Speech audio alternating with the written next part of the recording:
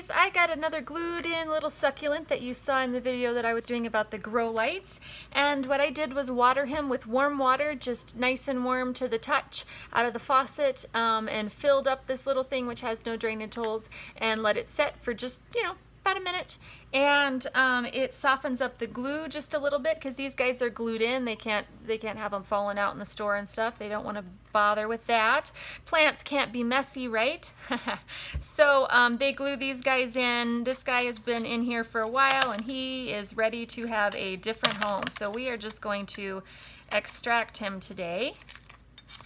Haworthia, bless their heart, are tough. So if this was a really leafy, delicate plant, it could be a little bit more tricky, but these guys are pretty tolerant. And usually these are the types of plants that you find in the little tiny pots like this, because they are more tolerant of these conditions, which is awesome. And this guy is such a cute little guy. This was a gift for me, and I love this guy.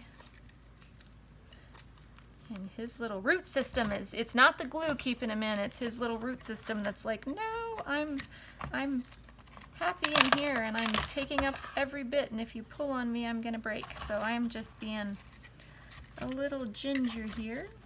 I'm gonna try and lift out some of the roots. There we go.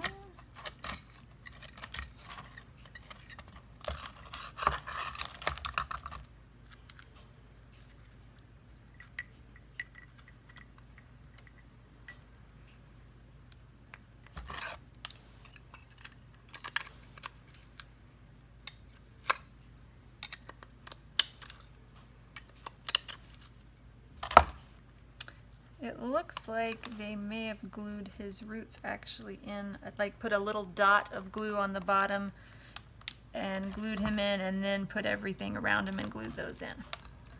But that's all right. All right, you can see the little dead leaves around the bottom here. Since he's out, I'm just gonna pull those off.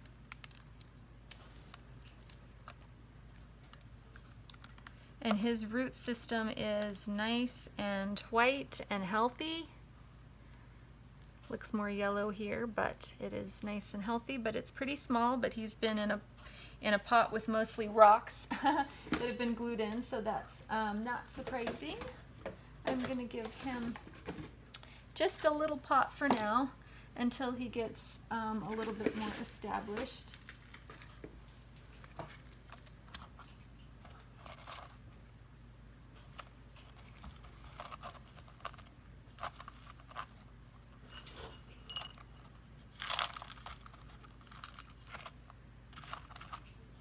Just mixing a little bit more pumice in with this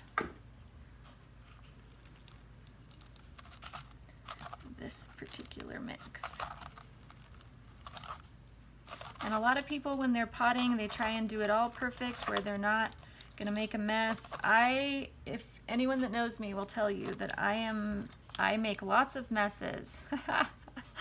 I am not a be careful and don't make a mess. I'm a, you know what, I can accomplish a lot more if I don't worry about the mess, and I'll clean it up afterwards. So I don't worry about dirt flying everywhere. I just care about the plant being hurt, and as long as it's not getting hurt, then yay. I will rinse him off and get any dirt out from between and give him a bit of a watering also.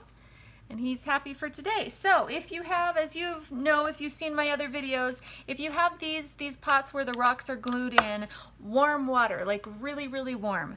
Not hot, not boiling, not anything like that. Just, you know, where it feels nice and toasty out of the faucet.